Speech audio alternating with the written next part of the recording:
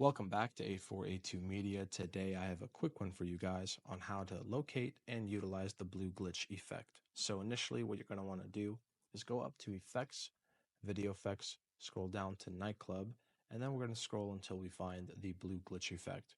We're going to click and drag it down to the timeline, bring it to the beginning of the clip, and we can elongate it to fit the entirety of the clip or shorten it as much as you'd like because the effects do repeat themselves. Now we're going to go up to the Special Effects tab with the effect being highlighted, and you can tell with this white brim around the effect. Same thing with the clip. Now we're going to go up to the Special Effects tab, and we can mess with the color, the glow, the range, and the speed, and also add keyframes. We have a video on keyframes as well, so let's check it out.